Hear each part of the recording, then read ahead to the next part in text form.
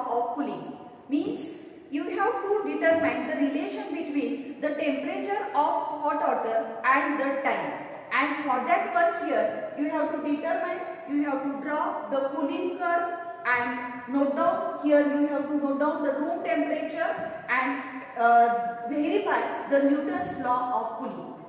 Here in this experiment, apparatus used means here in this experiment apparatus and the diagram for this Newton's law of cooling means according to this diagram, here is a calorimeter used, then stirrer is used to stir, then the thermometer, and here this one is the stopwatch.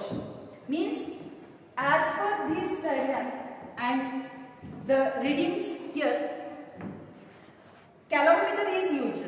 ह्या कॅलोरीमीटर मध्ये आपण water जे घेतोय ते hot water घेतोय की ज्याचं temperature 90 degree किंवा 85 डिग्री पर्यंत असेल, इथपर्यंतच्या असणारं हॉट टेम्परेचर नोट डाऊन करत असताना घेत असताना पाण्याची जी लेवल आहे ह्या असणाऱ्या कॅलोरीमीटरच्या 3/4 पार्ट मध्ये हाफच्या जस्ट वरच्या बाजूला जाईल इथपर्यंत पाणी घेतलं आणि त्याच वेळेला आपण ह्या स्टॉपवॉच मध्ये अशा पद्धतीने रीडिंग चालू केलं की ज्यामध्ये इथे नोट डाऊन करत असताना 0 टाइम असताना ह्या वॉटरचं येणारं टेम्परेचर 0 साठी 85 डिग्री हे पहिलं रीडिंग आपण स्टार्ट करतोय आणि परत पूर्ण 1 मिनिट झाल्यानंतर 1 नंबरचं जे 1 मिनिट इतका टाइम जो नोट डाऊन करतोय त्यासाठी इथं येणारं त्या वॉटरचं टेम्परेचर आपण ह्या थर्मोमीटरच्या साहाय्याने नोट डाऊन करतोय.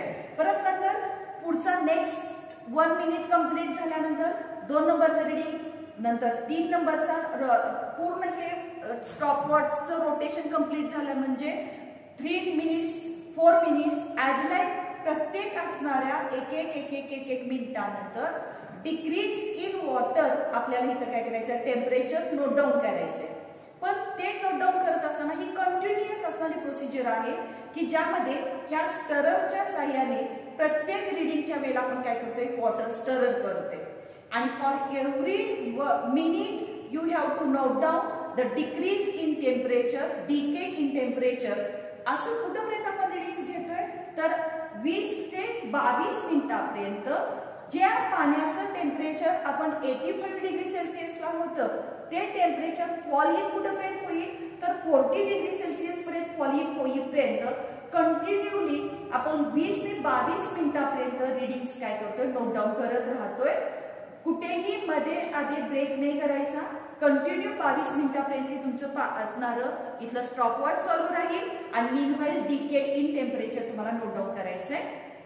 हे टेम्परेचर एकदा तुम्ही नोट डाऊन केल्यानंतर तुमच्या असणाऱ्या ह्या इथे या ऑब्झर्वेशन टेबल मध्ये सरळ सरळ ऑब्झर्वेशन टेबल इथं दिसतोय की टाइम इन मिनिट्स, प्रत्येक time corresponding temperature of water.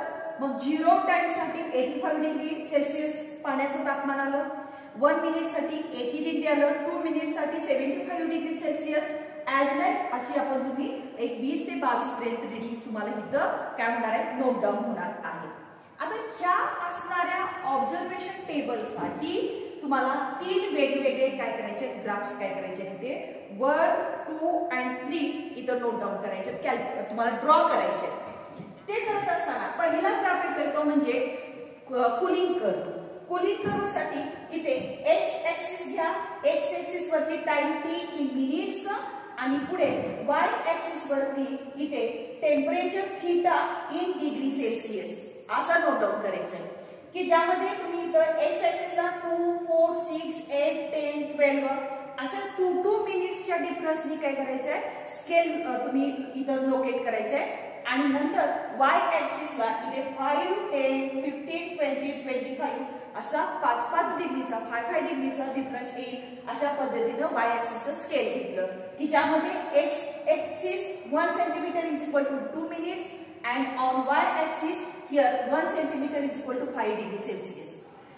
ती जी आपण ऑब्झर्वेशन टेबल मध्ये रीडिंग जी घेतलेली आहे त्या रीडिंगच्या अक्रॉस असे वेगवेगळे पॉइंट्स नोट डाऊन करायचे. 0 साठी 85 हा पहिला आपलं रीडिंग होतं, त्यानंतर 1 युनिट साठी इथं आपलं 84 इतकं हा टेम्परेचर होतं. 2 साठी इथं 80 डिग्री सेल्सिअस हे आपलं 2 नंबरचं डिग 3 नंबरचं डिग होतं. असे वेगवेगळे जे आपण 22 ते 24 असे रीडिंग्स नोट डाऊन केलेले आहेत ते सगळेच्या सगळे पॉइंट्स मी काय केले इथे असे पॉइंट्स लोकेट केले आणि त्या पॉइंटला परत फ्री हँड कर्वनी काय करायचा असा हा पुलिंग कर्व काय करायचा इथं हा फ्री हँड कर्वनी हा पुलिंग कर्व इथं काय केला आपण इथं हा काढला. आता एकदा पुलिंग कर्व काढला की पुढे काय करतो आपण इथे मला हा पहिला इथं असा हा ट्रायंगल घ्या की जो ट्रायंगल तुम्हाला इथे 75 आणि 85 च्या अक्रॉस जो काही इकडे pulling curve plate line plate touch होईल एवढा हा ट्रायंगल आपण घेतला की ज्यामध्ये पहिलं तुम्हाला थीटा इज इक्वल टू 85 आणि 75 चा जो मीन आहे जो theta is equal to 80 degree हा पहिलं थीटाचं पहिलं रीडिंग की जे theta is equal to 80 degree इतकं असेल आणि त्यासाठी तुम्हाला नोट डाऊन काय करायचंय तर डी थीटा बाय dt हा 2 नंबरचा आपल्याला इथं रीडिंग काय करायचंय कॅल्क्युलेट करायचंय. त्यासाठी डी थीटा म्हणजे काय difference in temperature. Difference in temperature म्हणजे काय तर upper limit of temperature minus lower limit of temperature म्हणजे 85 मायनस 75 येईल म्हणजे डिफरन्स इन टेम्परेचर किती आला इथं 10 डिग्री सेल्सिअस इतका डी थीटा आला की जो इथं 10 डिग्री सेल्सिअस आपण नोट डाऊन केलेला आहे. आणि dt म्हणजे इथून इथपर्यंतचं डिस्टन्स म्हणजे इथून इथपर्यंत कर्वपर्यंतचं डिस्टन्स हे किती आहे तर 1 सेंटीमीटर इतकं आहे. 1 सेंटीमीटर पण इथं स्केल जे आहे जे एक्स ऍक्सिस 2 मिनिट्स इतकं स्केल आहे म्हणून आपण 1 ला 2 नी इथं काय केलेलं आहे मल्टिप्लाय केले आणि म्हणून इथं 1 × 2 इथं किती येईल 2 इतका येईल. आणि त्याच्यावरून डी थीटा बाय dt किती येतोय तर 10 डिवायडेड बाय 2 इथं 10 डिवायडेड बाय 2 चं आन्सर येतं 5 डिग्री सेल्सिअस पर मिनिट कारण थीटा डिवायडेड बाय टाइम आहे degree Celsius divided by minute हे त्याचं युनिट येईल आणि त्याच्यावरून इथं तुम्हाला आन्सर आलं 5. सेम नेक्स्ट कॅल्क्युलेशन तुम्ही करायचं आहे की ज्यामध्ये हा 2 नंबरचा ट्रायंगल की ज्यामध्ये 75 आणि 65 साठी पुढचा 2 नंबरचा थीटा येईल 70 डिग्री 2 नंबरचा येतो 70 डिग्री आणि त्यासाठी डी थीटा परत एकदा 10 इतका येईल आणि dt किती येईल तर 2 गुणिले 2 येईल म्हणजे 4 10 भागिले 4 जर तुम्ही केलायचं तर त्याचा आन्सर येतो 10 डिवायडेड बाय 4 चा आन्सर येतो 2.4 इतकं येतं.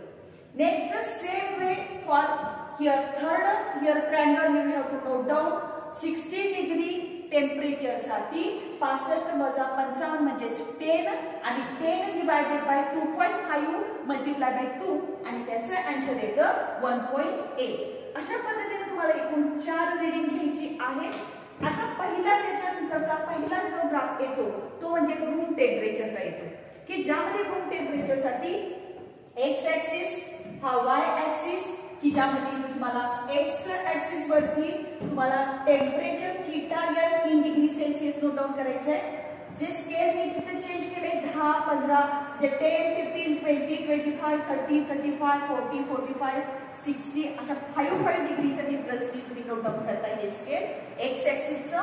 वाय ऍक्सिसचं तुम्ही नोट डाऊन करत असताना इथे आता बघा डी थीटा बाय dt आपल्याला इथे घ्यायचं आहे तर इथं असताना आपले आन्सर्स कसे आलेले आहेत बघा 5 2.4 1.8 1.2 असे आन्सर्स आलेले आहेत. म्हणजे आपल्याला इथं स्केल कसं चेंज करावं लागेल तर 0.5 1 1.5 2 2.5 3 3.5 ॲज इट.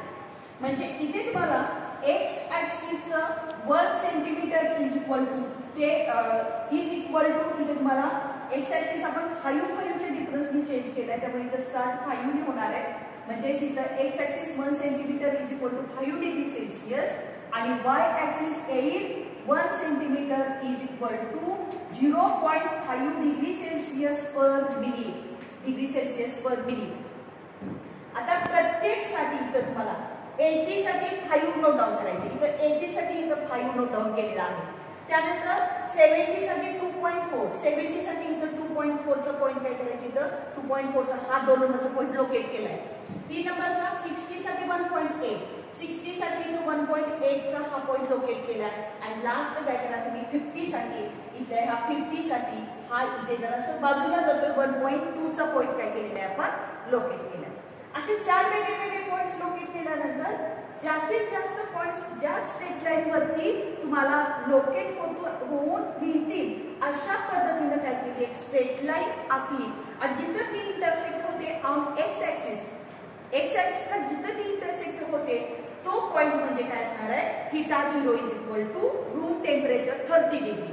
इथं आता येताना ह्या ग्राफचं 30 डिग्री हे आन्सर आलेलं आहे. पण तुम्ही जेव्हा तुमचं काही रिडिंग जर घेत असाल तर ते 28 डिग्रीला येऊ दे 29 डिग्री सेल्सिअसला येऊ दे जे काही रूम टेम्परेचर येईल ते इथं रूम टेम्परेचर हा पहिला रिझल्ट मिळाला theta 0 is equal to here 30 degree Celsius. हे झालं पहिला ग्राफ रूम टेम्परेचरचा. एखाद्या विद्यार्थ्याला एकच एक्सपेरिमेंट जेव्हा येतो तेव्हा you have to determine the room temperature एवढंच विचारलं जाईल. तेव्हा त्या विद्यार्थ्यांनी काय करायचं हा कुलिंग कर्व काढायचा आणि परत लगेचच हा इथला तुम्ही कुलिंग कर्वच्या क्रॉस म्हणजे थीटा आणि D theta by D T एवढंच दोनच कॉलम आखायचे ऑब्झर्वेशन टेबल मध्ये आणि ह्या दोन कॉलमच्या अक्रॉस हा रूम टेम्परेचरचा काय करायचा तुम्ही ग्राफ काढायचा. इथपर्यंत तुम्ही फायनल रिझल्ट घ्यायचं room temperature is equal to 30 degree. इथपर्यंत एक एक्सपेरिमेंट संपला. आता 2 नंबरचा तुम्हाला एक्सेस टेम्परेचर किंवा you have to verify the Newton's law of cooling हा पुढचा पार्ट करायचा आणि त्यासाठी परत एकदा 3 नंबरचा तुम्ही रूम ग्राफ आखायचा आहे. एक्स ऍक्सिस घ्या इकडे वाय ऍक्सिस घ्या. एक्स ऍक्सिसला सेम आधीचं जे तुम्ही घेतलेलं आहे सेम स्केल तसंच ठेवा. तुम्ही इथं स्टार्ट इथं काय करा 5 5 10 15 20 25 30 35 40 45 असं 5 डिग्रीच्या डिफरन्सनी काय करायचं हे स्केल घ्या. वाय ऍक्सिसला इथे तुम्ही घेत असताना इथे वाय ऍक्सिसचा 0.5 1 1.5 2 2.5 जसं रूम टेम्परेचरचं जे स्केल घेतले सेम तेच स्केल तुम्ही एक्सेस टेम्परेचरच्या ग्राफला ठेवायचं आहे. त्यामुळे फारसं दुसऱ्या 3 नंबरच्या ग्राफला तुम्हाला फार काही चेंज करावं लागत नाहीये.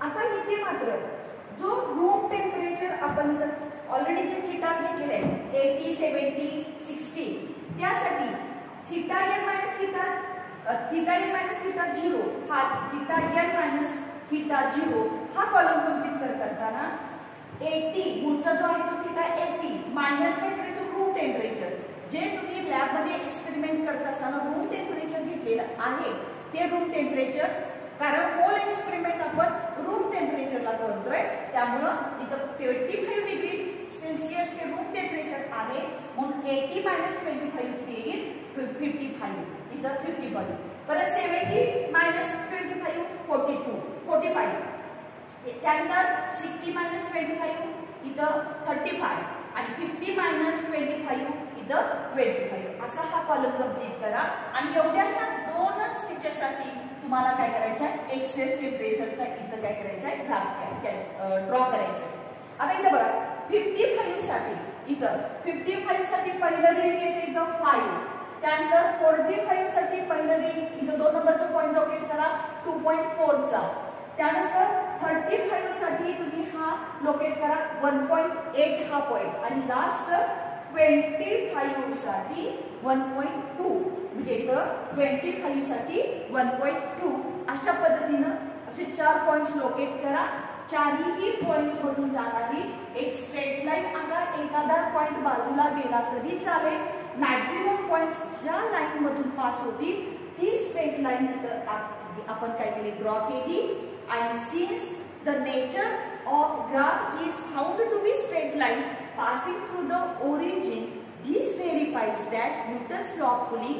That means here d theta by dt is directly proportional to the excess temperature means theta minus theta 0. Therefore, this graph is called as excess temperature graph and first graph is known as room temperature graph. Means here in this experiment you have to draw 3 graphs. First graph is for Newton's law of cooling means cooling curve. Second graph is coming for room temperature for second result and third graph is coming for excess temperature means to verify the Newton's law of cooling. These one are the here third part. म्हणजे दुसऱ्या एखाद्या विद्यार्थ्याला जर तुम्हाला question आला you have to verify the Newton's law of cooling. Verification करत असताना cooling curve तर कंपल्सरी काढायचा आणि त्याचबरोबर तुम्ही फक्त आणि फक्त हा ऑब्झर्वेशन टेबल एवढाच घ्यायचा आणि त्या ऑब्झर्वेशन टेबलसाठी एक्सेस टेम्परेचरचा ग्राफ तुम्ही ड्रॉ करायचा. असे दोन एक्सपेरिमेंट एकत्रित आहेत, मात्र स्प्लिटिंग काय करायचं, वेगळं वेगळं करायचं. कूलिंग कर्वला ऍडिशन रूम टेम्परेचर, कूलिंग कर्वला ऍडिशन एक्सेस टेम्परेचर. अशा पद्धतीनं तुम्हाला हे दोन्ही पण एक्सपेरिमेंट्स एकाच असणाऱ्या न्यूटन्स लॉ ऑफ कूलिंग मध्ये एक्सप्लेन केलेले आहेत.